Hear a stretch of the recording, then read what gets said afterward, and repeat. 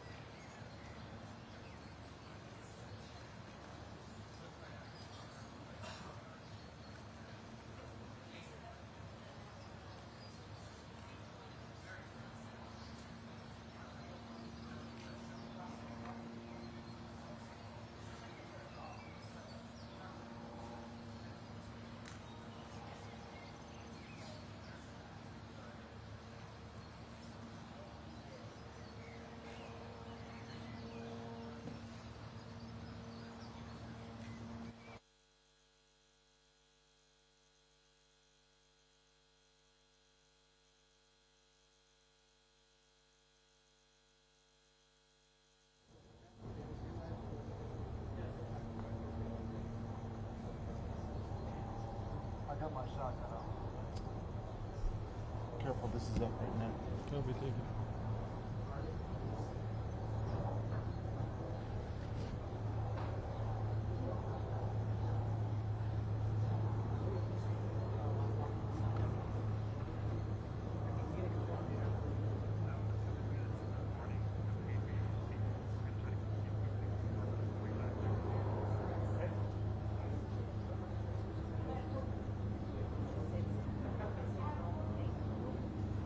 That man.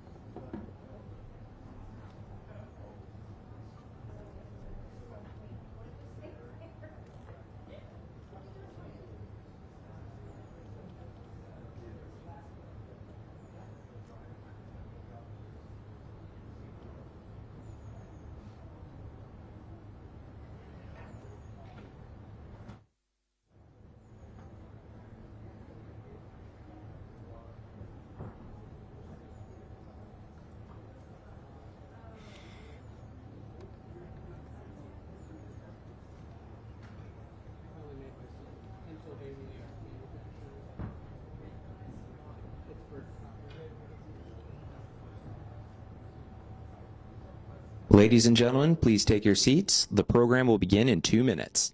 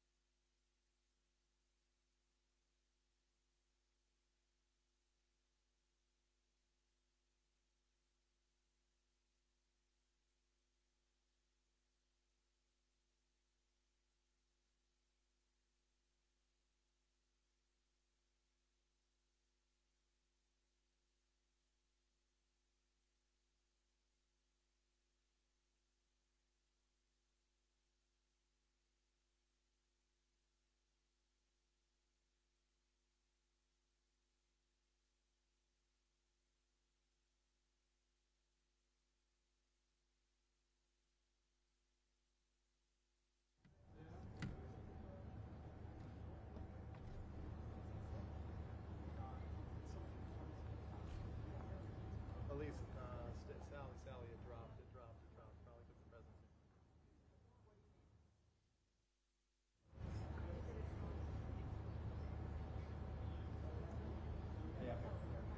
Be super careful moving.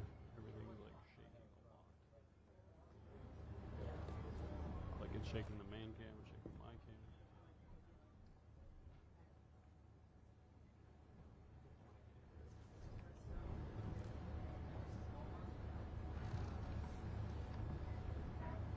Yeah, Lester, we are here waiting for the president to arrive just moments from now. Members of his team who are behind closed doors for Vladimir Putin have already taken their seats. Among them is Secretary of State Tony Blinken and his national security advisor. As you know, that Vladimir Putin said that today's meeting was constructive, that there was no hostility. He said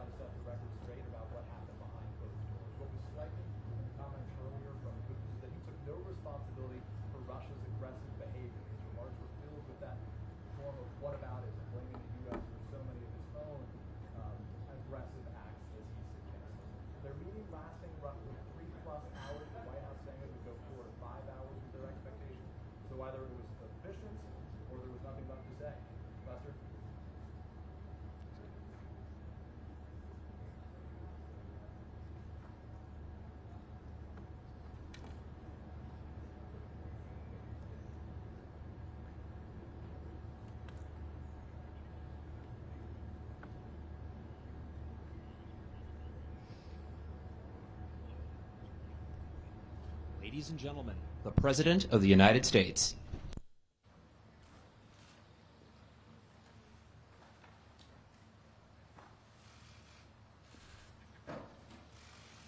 Been a long day for y'all. I know it was easy getting into the pre-meeting. There was no problem getting through those doors, was it? Was there? Anyway, hello everyone. Well, I've just finished the last meeting of this week's long trip, the U.S.-Russian summit. And I know there were a lot of hype around this meeting, but it's pretty straightforward to me, the meeting. One, there's no substitute, as those of you who have covered me for a while know, for face-to-face dialogue between leaders. None. And President Putin and I had share a unique responsibility to manage the relationship between two powerful and proud countries. A relationship that has to be stable and predictable. And we should be able to cooperate where it's in our mutual interest. And where we have differences, I want President Putin to understand why I say what I say and why I do what I do, and how we'll respond to specific kinds of actions that harm America's interest. Now, I told President Putin my agenda is not against Russia or anyone else. It's for the American people. Fighting COVID-19, rebuilding our economy, reestablishing relationships around the world with our allies and friends, and protecting the American people.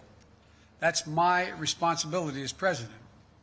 I also told him that no president of the United States could keep faith with the American people if they did not speak out to defend our democratic values, to stand up for the universal and fundamental freedoms that all men and women have, in our view.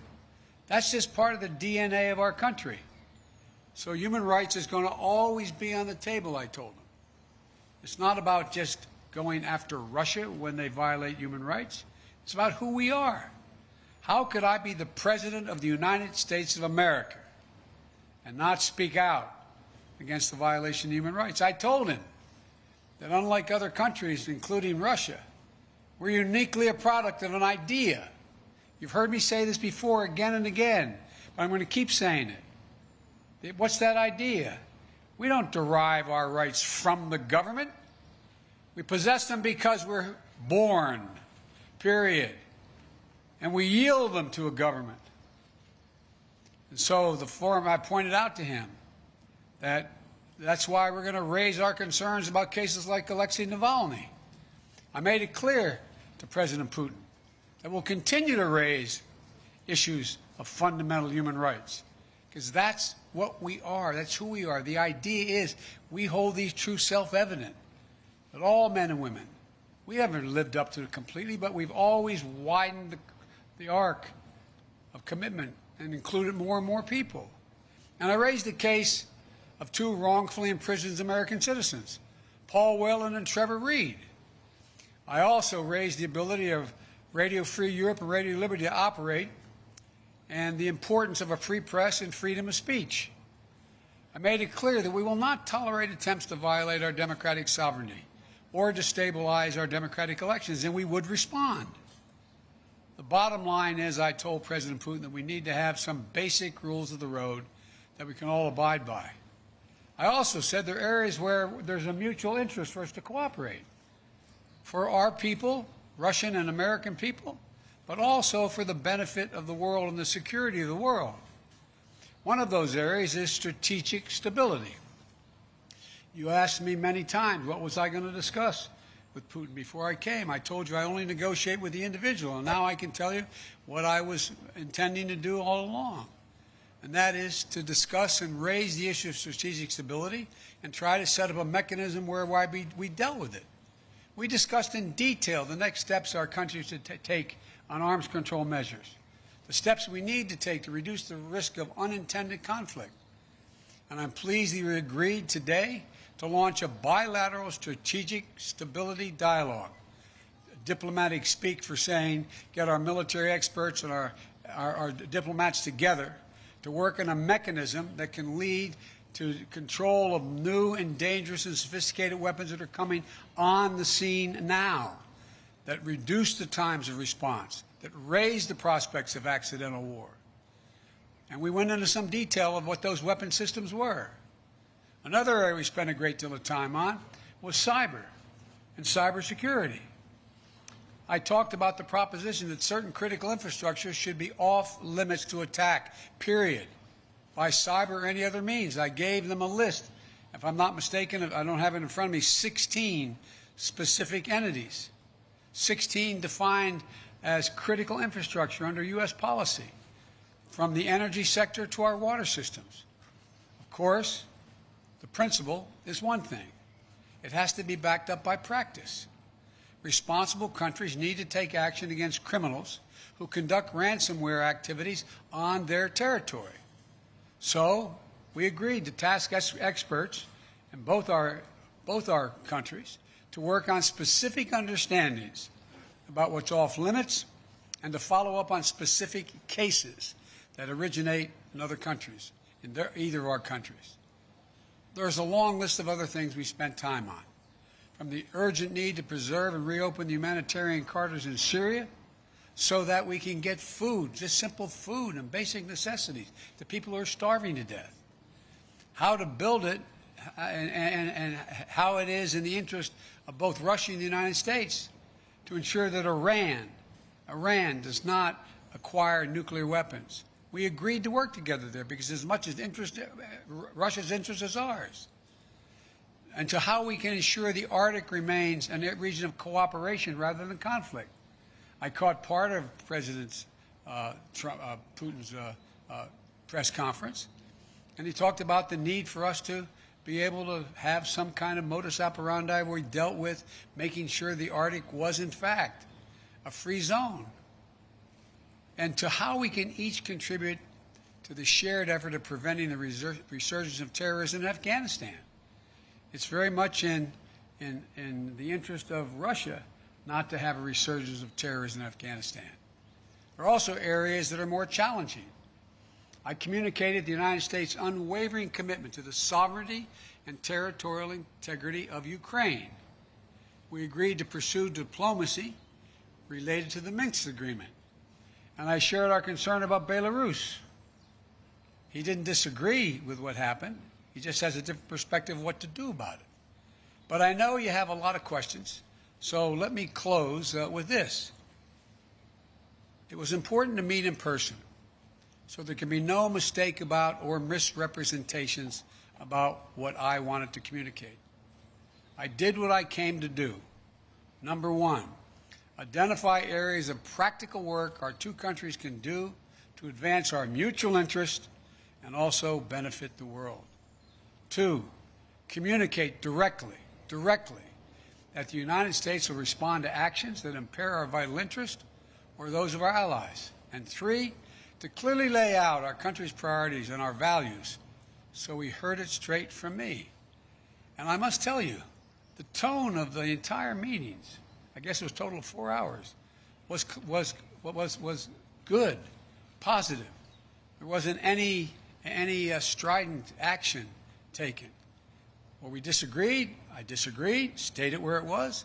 Where he disagreed, he stated. But it was not done in a hyperbolic atmosphere. That is too much of what's been going on.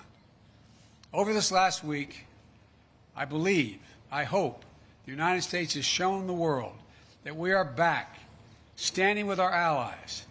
We rallied our fellow democracies to make concerted commitments to take on the biggest challenges our world faces.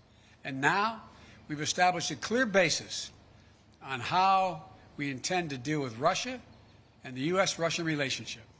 There's much more work ahead. I'm not suggesting that any of this is done. We've gotten a lot of business done on this trip. And before I take your questions, I want to say one last thing. Folks, look, this is about how we move from here. I listened to, again, a significant portion of what President Putin's press conference was. And as he pointed out, this is about practical, straightforward, no-nonsense decisions that we have to make or not make. We'll find out within the next 6 months to a year whether or not we actually have a strategic dialogue that matters. We'll find out whether we work to deal with everything from release of people in Russian prisons or not. We'll find out whether we have a cybersecurity arrangement that begins to bring some order. Because look, the countries that most are likely to be damaged, failure to do that, are the major countries. For example, when I talked about the pipeline that cyber hit for $5 million, that ransomware hit in the United States, I looked at him and I said, well, how would you feel if ransomware took on the pipelines from your oil fields? He said it would matter. This is not about just our self-interest. It's about a mutual self-interest. I'll take your questions, and as usual, folks, they gave me a list of the people I'm going to call on. So, Jonathan, Associated Press. Thank you, sir. U.S. intelligence has said that Russia tried to interfere in the last 2 presidential elections and that Russia groups are behind hacks like SolarWinds and some of the ransomware attacks you just mentioned. Putin, in his news conference just now, accepted no responsibility for any misbehavior. Your predecessor opted not to demand that Putin stop these disruptions. So what is something that concrete, sir, that you achieved today to prevent that from happening again, and what were the consequences you threatened him? Whether I stopped it from happening again, he knows I will take action, like we did when this last time out. What happened was we, in fact, made it clear that we were not going to continue to allow this to go on. The end result was we ended up withdrawing, they ended up withdrawing ambassadors. We closed down some of their facilities in the United States, et cetera. He knows there are consequences. Now, look, one of the consequences that I don't know, I shouldn't say this, unfair of me. I suspect you may all think doesn't matter. But I'm confident matters to him, I'm confident matter to him and other world leaders of big nations. His credibility worldwide shrinks. Let's get this straight. How would it be if the United States were viewed by the rest of the world as interfering with the elections directly of other countries and everybody knew it? What would it be like if we engaged in activities that he is engaged in? It diminishes the standing of a country that is desperately trying to make sure it maintains its standing as a major world power. And so it's not just what I do, it's what the actions that other countries take, in this case Russia, that are contrary to international norms. It's the price they pay. They are not able to dictate what happens in the world. There are other nations of significant consequence, i.e. the United States of America being one of them. Mr. President, just a quick follow on the same theme of consequences. You said just now that you spoke to him a lot about human rights. What did you say would happen if opposition leader Alexei Navalny dies? I made it clear to him that I believe the consequences of that would be devastating for Russia. I'll go back to the same point. What do you think happens when he's saying it's not about hurting Navalny, all the stuff he says to rationalize the treatment of Navalny, and then he dies in prison? I pointed out to him that it matters a great deal when a country, in fact, and they asked me why I thought it was important to continue to have problems with the president of Syria. I said because there's a violation of international norm. It's called the Chemical Weapons Treaty. It can't be trusted. It's about trust. It's about their ability to influence other nations in a positive way. Look, would you like to trade our economy for Russia's economy? Would you like to trade? And by the way, we talked about trade. I don't have any problem with doing business with Russia as long as they do it based on international norms. It's in our interest to see the Russian people do well economically. I don't have a problem with that. But if they do not act according to international norms, then guess what? That only won't happen with us. It will not happen with other nations. And he kind of talked about that, didn't he, today? About how the need to reach out to other countries to invest in Russia. They won't, as long as they are convinced that, in fact, the violations, for example, the American businessman who was in house arrest, and I pointed out, you want to get American business to invest, let him go. Change the dynamic. Because American businessmen, we're ready to show up. They don't want to hang around in Moscow. Look, guys, I know we make foreign policy out to be this great, great skill that somehow is sort of like a secret code. All foreign policies is a logical extension of personal relationships. It's the way human nature functions. And understand, when you run a country that does not abide by international norms, and yet you need those international norms to be somehow managed so that you can participate in the benefits that flow from them, it hurts you. That's not a satisfying answer. Biden said he'd invade Russia. It's not, By the way, that was a joke. That's not true. But my generic point is, it is more complicated than that. David Sanger. I thought I just saw David. There he is. Thank you, Mr. President. In the run-up to this discussion, there's been a lot of talk about the two countries spilling down into a Cold War. And I'm wondering if there was anything that you emerged from in the discussion that made you think that With your permission, I'm going to take my coat off. The sun is hot. Anything that would make you think that Mr. Putin has decided to move away from his fundamental role as a disruptor, particularly a disruptor of NATO and the United States. And if I could also just follow up on your description of how you gave him a list of critical infrastructure in the United States, did you lay out very clearly what it was that the penalty would be for interfering in that critical infrastructure? Did you leave that vague? Did he respond in any way to it? Let me answer your first. Well, I'll answer your second question first. I pointed out to him we have significant cyber capability, and he knows it. He doesn't know exactly what it is, but it's significant. And if in fact they violate these basic norms, we will respond. Cyber. He knows in the cyber way. Number two, I think that the last thing he wants now is a Cold War. Without quoting him, which I don't think is appropriate, let me ask you a rhetorical question. You got a multi-thousand-mile border with China. China is moving ahead, hell-bent on election, as they say, seeking to be the most powerful economy in the world, the largest, and the most powerful military in the world. You're in a situation where your economy is struggling. You need to move it in a more aggressive way than in terms of growing it. And I don't think he's looking for a Cold War with the United States. I don't think it's about as I said to him, I said, your generation and mine are about 10 years apart. This is not a kumbaya moment, as they used to say back in the 60s in the United States, like, let's hug and love each other.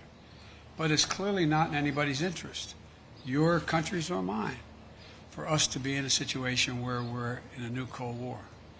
And I truly believe he thinks that. He understands that. But that does not mean he's ready to, quote, figuratively speaking, lay down his arms and say, come on. He still, I believe, is concerned about being, quote, encircled. He still is concerned that we, in fact, are looking to take him down, etc. He still has those concerns. But I don't think they are the driving force as to the kind of relationship he's looking for with the United States. Jennifer Jacobs.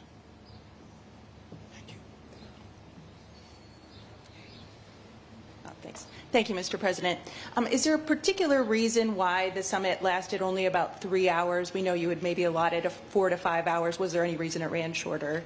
Also, President Putin said that there were no threats or scare tactics issued. Do you agree with that assessment, that there were no threats or scare tactics? Yes. And also, did you touch on Afghanistan and the safe withdrawal of troops? Yes, and yes. Let me go back to the first part. The reason it didn't go longer is when the last time two heads of state have spent over 2 hours in direct conversation across the table, going into excruciating detail. You may know of time, I don't. I can't think of one. So we didn't need, as we got through when we brought in the larger group, our defense, our intelligence, and our foreign, well, my foreign minister wasn't foreign minister, my Secretary of State was with me the whole time, our ambassador, et cetera. We brought everybody in. We had covered so much. And so there was a summary done by him and by me of what we covered. Lavrov and Blinken talked about what we had covered. We raised things that required more amplification or made sure we didn't have any misunderstandings. And so it was kind of after 2 hours there, we looked at each other like, okay, what next? What is going to happen next is we're going to be able to look back, look ahead in 3 to 6 months and say, did the things we agreed to sit down and try to work out, did it work? Are we closer to a major strategic stability talks and progress? Are we further along in terms of and go down the line? That's going to be the test. I'm not sitting here saying because the President and I agreed that we would do these things that all of a sudden it's going to work. I'm not saying that. What I'm saying is I think there's a genuine prospect to significantly improve the relations between our two countries without us giving up a single solitary thing based on principle and our values. No, there were no threats. There were, as a matter of fact, I heard he quoted my mom and quoted other people today. It was very, as we say, which will shock you coming from me, somewhat colloquial. And we talked about basic fundamental things. And you know how I am. I explain things based on personal basis. What happens if, for example. And so there were no threats, just simple assertions made, and no, well, if you do that, then we'll do this, wasn't anything I said. It was just letting him know where I stood, what I thought we could accomplish together, and what, in fact, if there were violations of American sovereignty, what we would do.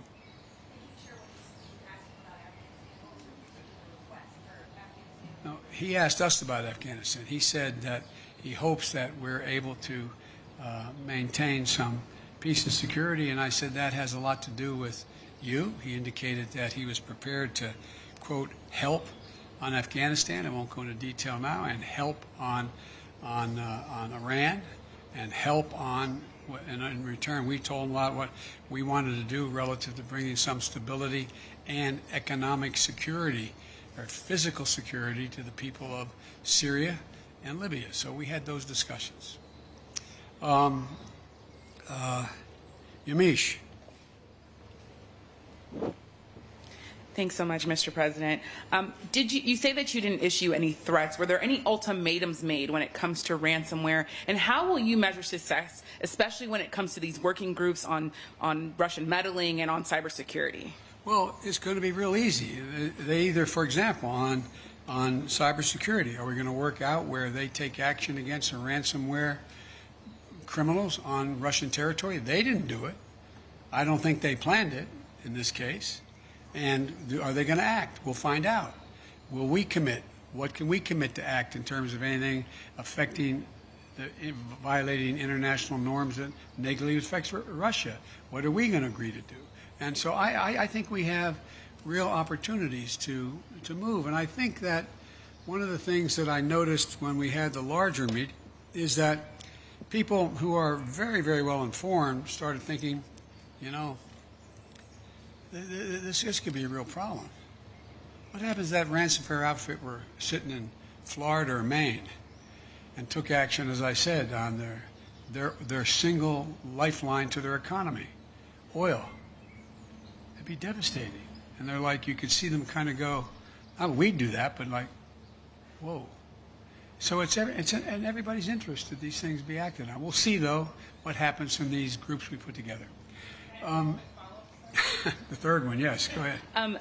Mr. President, when President Putin was questioned today about human rights, he said the reason why he's cracking down on opposition leaders is because he doesn't want something like January 6th to happen in Russia. And he also said that he doesn't want to see groups formed like Black Lives Matter. What's your response to that, please? My response is kind of what I communicated, that I think that's a ridiculous comparison. It's one thing for literally criminals to break through cordon, go into the Capitol, kill a police officer, and be held unaccountable, and it is for people objecting and marching on the Capitol and saying, you are not allowing me to speak freely. You are not allowing me to do A, B, C, or D. And so they're very different criteria. Steve Holland, Reuters. President Putin said he was satisfied with the answer about your comment about him being a killer.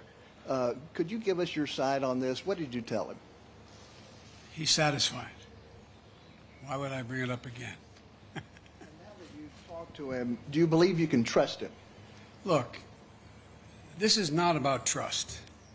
This is about self-interest and verification of self-interest. That's what it's about. So I virtually almost anyone that I would work out an agreement with that affected the American people's interest, I don't say, well, I trust you, no problem. Let's see what happens. You know, as that old expression goes, the proof of the pudding's in the eating. We're going to know shortly. Igor, Radio Free Europe and Radio Liberty. Hello, Mr. President. Hello, Mr. President. You want to go in the shade? You can't. Can you see? Thank you. Yeah. All right. Yeah.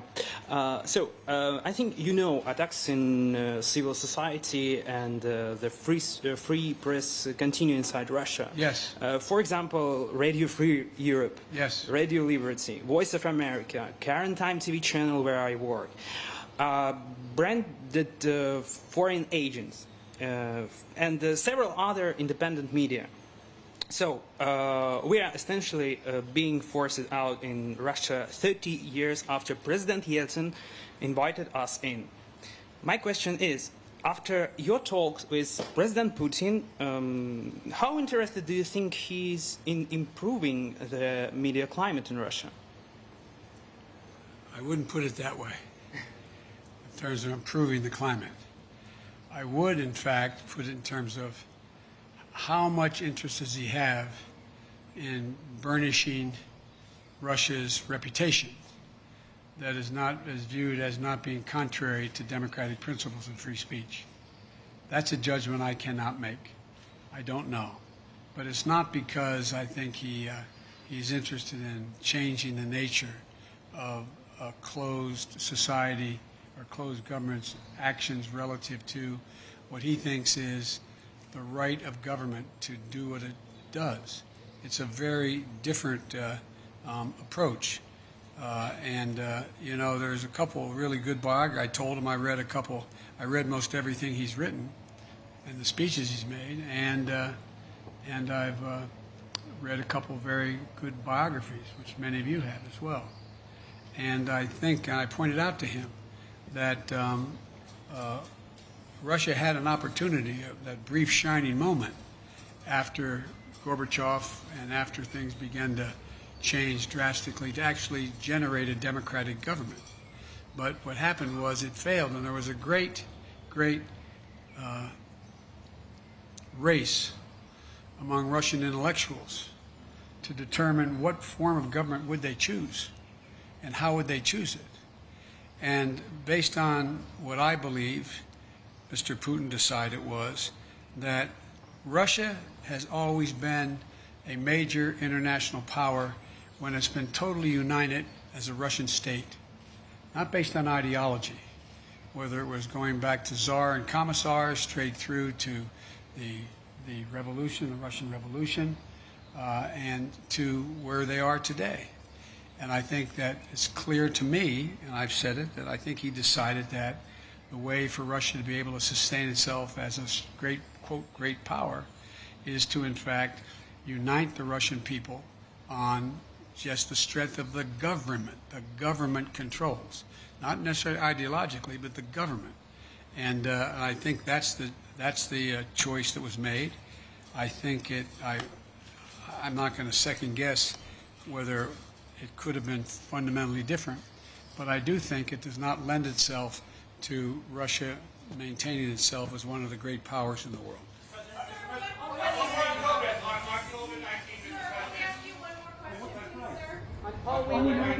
Thank you, sir. Did military response ever come up in this conversation today? Did you, in terms of the red lines that you laid down, is military response an option for a ransomware attack? And President Putin had called you in his press conference an experienced person. You famously told him he didn't have a soul. Do you now have a deeper understanding of him after this meeting? Thank you very much. But on the military response, sir? No, we didn't talk about military response. In the spirit, Mr. President, of you saying that there is no substitute for face-to-face dialogue, and also with what you said at NATO, that the biggest problems right now are Russia and China. You've spoken many times about how you have spent perhaps more time with President Xi than any other world leader. So is there going to become a time where you might call him, old friend to old friend, and ask him to open up China to the World Health Organization investigators who are trying to get to the bottom of COVID-19? Let's get something straight. We know each other well. We're not old friends. It's just pure business. So I guess my question would be, you've said that you were going to press China. You signed on to the G7 communique that said the G7 were calling on China to open up, to let the investigators in. But China basically says they don't want to be interfered with anymore. So what happens now? The impact, the world's attitude toward China as it develops. China's trying very hard to project itself as a responsible and very, very forthcoming nation. That they are trying very hard to talk about how they're taking and helping the world in terms of COVID-19 and vaccines, and they're trying very hard. Look, certain things you don't have to explain to the people of the world. They see the results. Is China really actually trying to get to the bottom of this? One thing we did discuss, as I told you, in the EU and at the G7 and with NATO, what we should be doing, and what I'm going to make an effort to do, is rally the world to work on what is going to be the physical mechanism available to detect early on the next pandemic and have a mechanism by which we can respond to it and respond to it early. It's going to happen.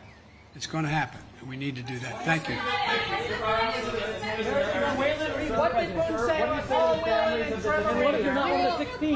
What did he say about Paul Whelan and Trevor Reed? I have hope. Say again, we can't hear you. I said the families of the detained Americans came up and we discussed it. We're going to follow through with that discussion. I am not going to